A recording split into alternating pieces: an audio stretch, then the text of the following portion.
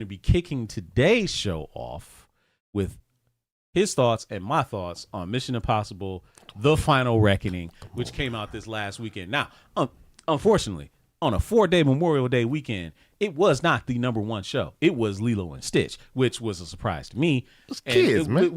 With kids, but even with Mission Impossible, you thought it would have done a little bit better. That doesn't necessarily mean it was a bad movie. I enjoyed the movie. Was it my favorite Mission Impossible? No, it was not. Was it a satisfying Mission Impossible? Absolutely, it was. For sure. What did you think of Mission Impossible: Final Reckoning? It was Mission Impossible, a great conclusion to an epic franchise. Is it a conclusion though? That too, because the way it ended, who knows? You know. Exactly. The brother, I forgot his name. The brother, the black guy. Oh, I have no idea what his name was. Well, you should be. I mean, hey, look, but he's from Vine. You didn't remember either. He's from Vine.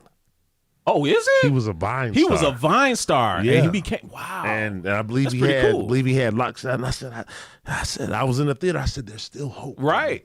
But yeah, he had locks or something like that. Clearly didn't look like that, but he clearly found the gym and got himself together. But yeah, he. So you saying he ain't gonna be on the Marvel side then? Huh? He'll probably fit the bill. No.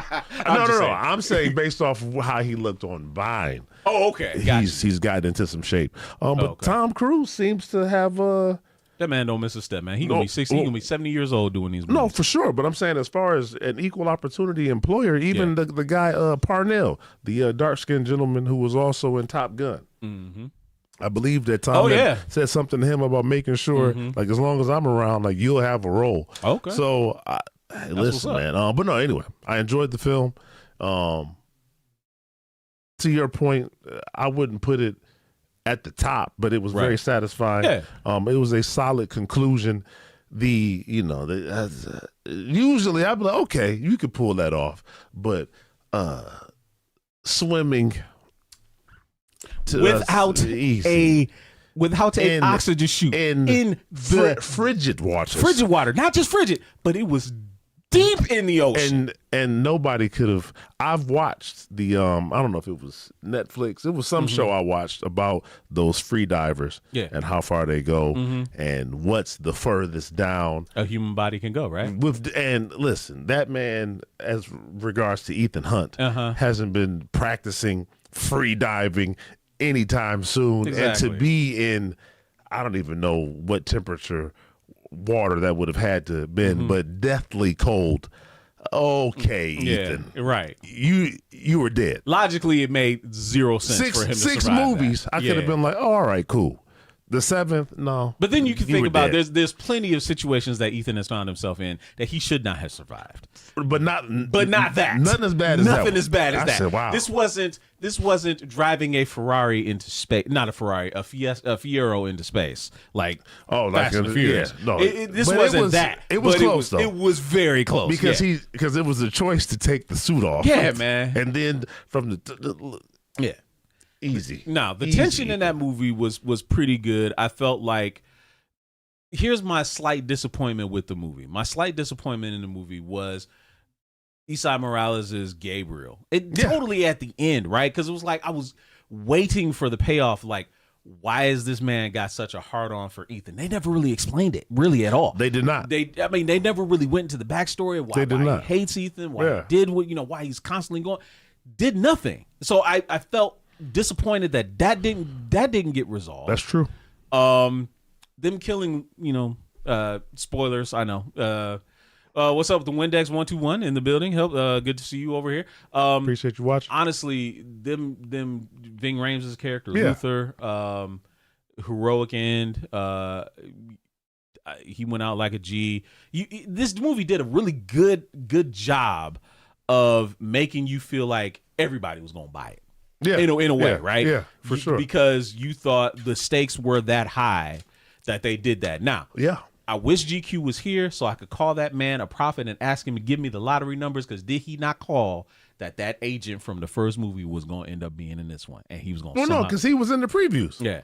I don't remember seeing him in the previews. Yeah, he saw him. He saw him in the previews. I never saw him in the previews. Okay. I take it back. But he was a G. He was a G though. Yeah, he was a G, and he wasn't even mad. You know, of him being sent to Siberia. Or whatever. Would you have the mental fortitude to be able to forgive Ethan for shipping you off to Alaska? I mean, he didn't do that though.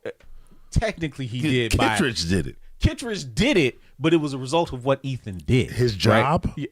What Ethan did his job. He had to get that. He had to get that unsanctioned IMF thing. He did that on his own, but to save the day. And as they've said 3 or 4 times in the film, there's many things you've done that we didn't want you to do, right? But we needed you to do, right, in the long run. So he saved several lives with that whole knockless situation. But then how they kind of turned it all around, and it was all on him. Like, wait a minute, I did this, and I was like, it was a weird thing to have this thought that all of the things that have happened over the course of most of these movies is a result of Ethan's own actions, right? Going all the way back to Mission Impossible 1, stealing the knock list. Mission Impossible 3, stealing the guides. And that was the one that led to the entity. Now, the ending, I don't know how you feel about the ending. The biplane scene was pretty cool. I don't know how you feel about the ending and the ambivalence of it all. Is the series over? Is it not over? If you had to venture a guess, I never thought it was going to end because it's just too good. But what do you think? After you saw the movie, yeah, probably a break. Probably a break. Okay. I mean, but to get this young guy in there and then. That'd be it. But hey, I don't see him. Heck of a thing to put on a resume. Top Gun. It is. And then probably he'll be in the other Top Gun. Top Gun, Mission Impossible 6 and 7. Yeah, I totally agree with that. Marcus A64, thank you for re-upping your subscription over there on Twitch. Appreciate you, sir. 53 months. He's one of our longest supporters. We appreciate you, sir, very much. All right, so Mission Impossible, this is the 8th movie, right? I thought it was the 7th, but I think it's the 8th. Wow. Well, yeah. So the 7 and 8. Yeah. So 7 and 8. 7 and 8. What would you give it if you had to rank it out of 5? What would you give it?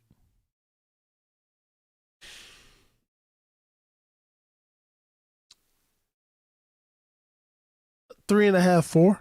It's fair. I think I would do the same. Because I don't like. I think I would do the same. If somebody was like, "Hey, Mission Impossible Fallout is on," I'd be like, all right, cool. Or if the one with Philip Seymour Hoffman or Ghost Protocol is on, all right, cool. This one, I might be like, all right, I might. Ultimately, I feel like. Yeah, I might be there. And also, it was long. It was. Maybe a little too long in certain areas. I mean, the airplane scene. Yeah. I appreciated it. I did too. Because of it's him attached to that plane. Man, he is a crazy man. Without question. He is a crazy man. Without question. He's trying to die. Yes, he clearly is trying to die. Or he's got some kind of addiction. He's got an adrenaline junkie addiction or something. What if he's been making all these movies all the time trying to die? And it just hasn't been successful. He misses Katie Holmes that much, huh? I'm just kidding. Okay. I'm just kidding, right. Tom. I'm just kidding, man. Anyway, so no, man, 3.5. I kind of agree with you. 3.5. Definitely not one of the. Would you put it in the top 5? Mission Impossible? No, because we had already discussed we the top 5. 3, but we said top 3. Top would you put it in top 5? No, no. I'd say it's right outside.